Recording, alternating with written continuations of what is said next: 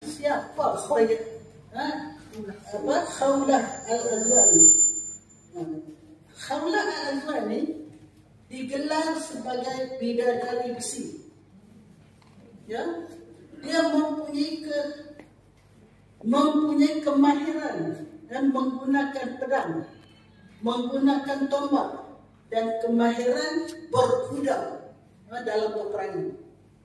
Ya, kemudian dia sangat mempunyai kemahiran berpidato.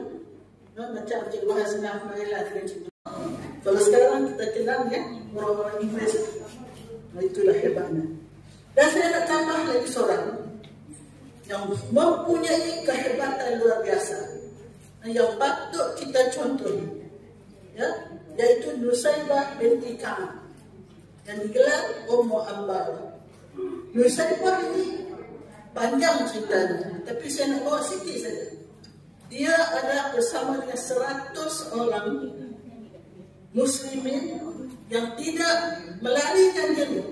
Dan setelah Khalid Al-Walid, apabila tentera musyrikin kalah, mereka berpatah balik dari belakang kerana dikhianati oleh Yahudi, dan dengan itu mereka dapat duduk di tempat strategi dan mereka memanah, dan khususnya mereka akan bunuh baginda Rasulullah SAW. Pada masa itu Nusaybah telah menjadikan dirinya benteng untuk menahan panah-panah itu agar tidak menembusi badan baginda Rasulullah yang mulia itu. Dan akibatnya Nusaybah telah mengalami 12 luka parah di tubuh badannya. Yang paling parah ialah luka di tengkuknya dan di bahunya. Begitulah semangat sahabat-sahabat dulu apabila mereka yakin bahawa perjuangan ini adalah suatu perjuangan suci, perjuangan yang dituntut oleh Allah, dan mereka tidak mundur ke belakang. Bukan sekadar tidak mundur, bahkan mereka bersiap sedia mempertahankan Islam walaupun menghadapi cabaran yang begitu getir sekali. Masya Allah. Tak korang lah, bukan tak korang, lebih hebat lagi lah. 4 wanita utama syurga. Sayyidatuna Maryam terkenal dengan seorang gadis yang kuat ibadat, yang menghadapi fitnah besar apabila dia ditakdirkan oleh Allah untuk melahirkan Nabi Isa AS tanpa suami. Beliau menghadapi fitnah besar, sehingga Allah sendiri mengajar beliau bagaimana berhadapan dengan fitnah tersebut. Diam saja. Awak tak payah cakap yes or no. Yang bercakap ya baby yang lahir itu. Itulah hebatnya. Bagaimana cabaran akan kita hadapi bila kita mewakafkan diri untuk berjuang menegak kebenaran, berjuang menerima segala Allah Taala, Allah sama ada lain serapun baik. Begitu juga lah Sayyidatuna Aisyah. Dia ada isteri Fir'aun. Kalau kira dia boleh mewah itu, tetapi dia tinggalkan kemewahan, dia perjuangkan kebenaran sehingga dia syahid, diseksa sendiri oleh suaminya. Ini bagaimana kentalnya. Begitulah juga Sayyidah Khadidah binti Khuwailid, seorang yang kaya raya, rupawan, ilmuwan, dan seorang yang gagah perkasa.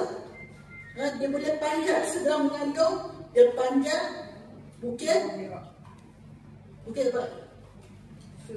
Bukit Jabal Nur untuk menyampaikan makanan ketika Rasulullah SAW sedang bertahan, sedang beribadat di dalam gua. Dan pada masa itu Allah sendiri mengirim salam kepada Sayyidatuna Khadijah. Malam Jibril. Bila sampai Sayyidatuna Khadijah, Allah kirim salam kepada saudari, kerana telah menunjukkan kehebatan Bukit tadi. Kita sampai sekarang pun tak panjat lagi Bukit Nur. Dia sudah panjat, umur dah lebih 40 tahun. Itulah. Dan begitu juga lah wanita surga yang keempat, Sayyidatina Fatimah Az-Zahra. Sayyidatina Fatimah adalah seorang wanita kelahiran kebenaran ini. Ustazah Maryam kita sebelum datang dia dilecah oleh suami dia. Sakit-sakit pun tak pergi juga. Tapi dia diam saja. Begitulah. Dan kita kadang-kadang daripada suami, kadang-kadang daripada anak macam. Tetapi kita kena yakin. Wa iza azamna fatawakkal 'ala Allah. Bila kita berazam, kita yakin apa yang kita akan lakukan adalah benar, maka bertawakallah dengan kebijaksanaan. Dengan tawakal, bukan rodongnya, tapi dengan penuh kebijaksanaan. Bila bijaksana, dia bertawakal, suami dia pun lepaskan sama dia. Nah, itulah antara contoh-contoh. Dan yang terakhir, wanita syahid yang pertama siapa? Sumayyah. Rupanya Sumayyah ni dibutakan dulu oleh Abu Lahab dengan menitiskan air panas di matanya sampai buta. Lepas tu ditikam bertubi-tubi ke perutnya sehingga terburai perut. Tak mati juga. Akhirnya ditusuk dengan apa? Tombak melalui bahagian bawahnya sampai ke atas. Ketika itu dia menghembuskan nafasnya yang terakhir dalam keadaan begitu dahsyat untuk menjadi bahan kita ni tak cukup makan sikit pun kita sedih, tidur tak cukup katil pun kita sedih. Mereka begitu dahsyat dan menghadapi ujian-ujian yang begitu. Jadi kita nak buat benda yang baik ini bukan dengan permainan merah. Kita menghadapi berbagai-bagai cabaran. Tetapi kita masih mempunyai semangat bermuafakat dan memanfaatkan kepintaran hasil dari ilmu yang dipelajari sehingga mampu meningkatkan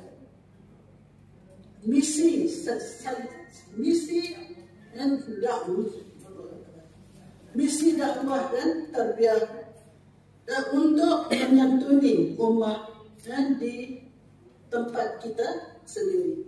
Jadi maknanya walaupun kita tak sekuat serikani itu, tapi kita mempunyai kekuatan ilmu yang Allah beri.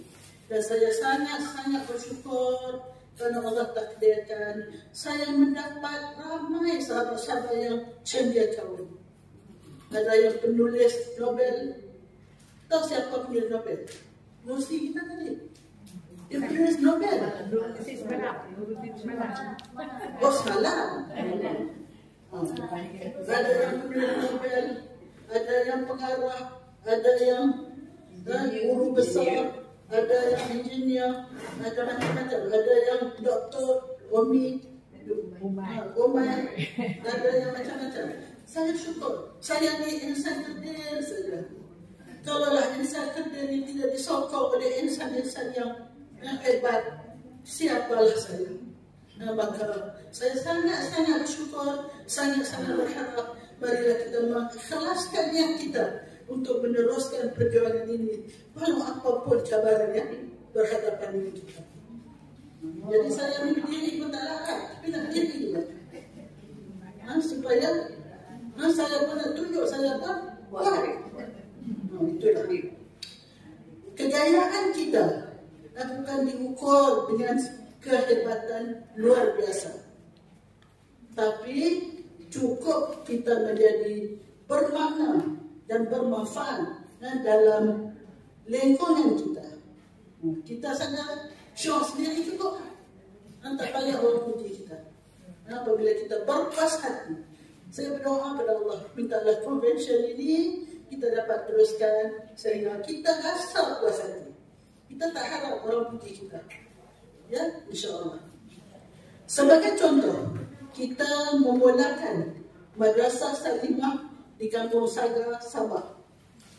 Hasil daripada pengamatan kita terhadap naifnya pegangan dan amalan Islam dalam masyarakat yang asalnya Islam. Hasil dari pemerhatian itu melahirkan tindakan mewujudkan kutipan dana hingga terbina madrasah tersebut yang memberi manfaat kepada 200 pelajar.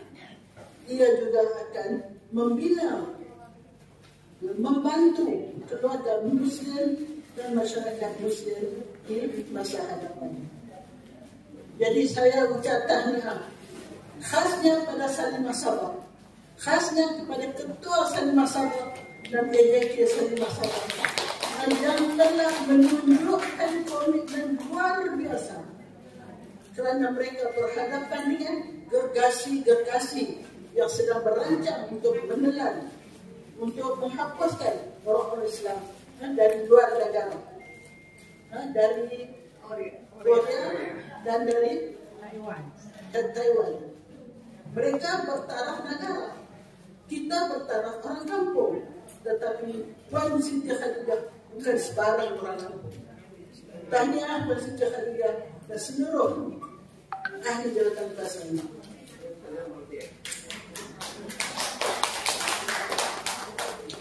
Kita di Indonesia Timur, Indonesia Barat belum dapat menandai Puan Siti Khadijah. Kita cemburi dia, insyaAllah. Dia bukan dari mula lahir di Yazan dan di Iqamah, tidak. Dia sudah di pertengahan jalan baru menerima la ilaha illallah. Demikianlah bila Allah sayang, Allah beri kepadanya iman yang begitu kental sehingga dia dapat menjadi muslihah, salihah wa muslihah. Apa artinya? Orang yang sangat baik yang dapat memperbaiki orang lain. Tambahan pula, mereka diserang dengan gerakan mengkristiankan mereka melalui sekolah Kristian Korea dan juga unsur Buddhis dari sekolah Buddhis Suci Taiwan. Hasilnya dengan sokongan Salimah Sabah yang sanggup meneruskan pendidikan Islam, sudah ada cahaya Islam membuka teropong gelap itu. Sehingga guru-gurunya pun telah sanggup 400 sebulan diberi kawan untuk menumpukan sepenuh masa menyelamatkan masyarakat yang sedang dilanda oleh program-program yang nak merosakkan keislaman itu. Demikianlah. Manakala pada tahun 2023, Bendahara Pusat telah menunjukkan carta kewangan sumbangan Salimah yang diagih kepada pelbagai pihak dalam dan luar negara menjangkau bukan 1 juta saja, lebih 1 juta. Lebih 1 juta. Dan bagi Salimah, ini satu kejayaan yang tidak akan dapat dicapai kalau tiada kesepakatan dan menggerakkan pertubuhan ini selayaknya. Saya merakam terima kasih kepada semua yang bersama-sama sejak awal penubuhan Salimah yang masih kekal bersama. Sehingga dari muda remaja sehingga tua bangka.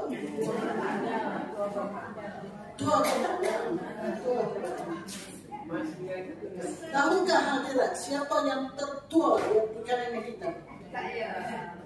Orang yang sangat cergas. 3 kilometer biasa saja dia jalan. Itulah hebatnya Allah. Kekal setiap hari pertama pertumbuhan sampai sekarang masih ada. Allahu Akbar. Allahu Akbar. Allahu Akbar. Allahu Akbar. Dan bersepakat sebulat kata seiring sejalan mengharum liku-liku dan onak duri hingga kita mencapai ulang tahun Salimah yang ke-15. Masya Allah. Tak sedar apa rupanya sudah 15 tahun. Saya juga amat menghargai sahabat-sahabat baru yang terpanggil untuk menyertai Salimah. Ahlan wa sahlan pada sahabat-sahabat muda yang baru, insya-Allah akan menjadi pelapis kita.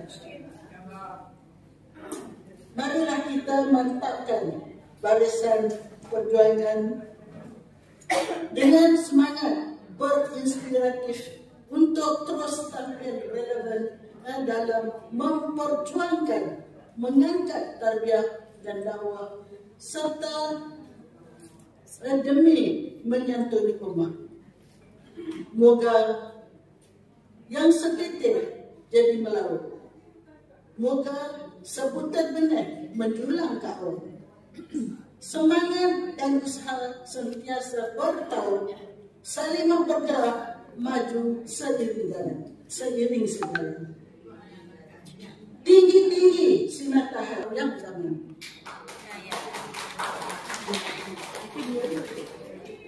Madah indah ikhlas murni, bicara insan akhlak mulia, sudah kutebak di dalam hati. Selamat berkonvensi semua. Selamat mengutip mutiara-mutiara ilmu. Selamat meraih semangat yang total. Beriltizam membina diri dan membantu umat. Aish azizan atau mujtahidan. Hiduplah sebagai serikandi yang berdasar, atau matilah sebagai pejuang yang syahid, yang bergerak yang berdasar kerana memperjuangkan kebenarannya yang mulia. Sekian, wabillahi taufiq wal hidayah. Wassalamualaikum warahmatullahi wabarakatuh.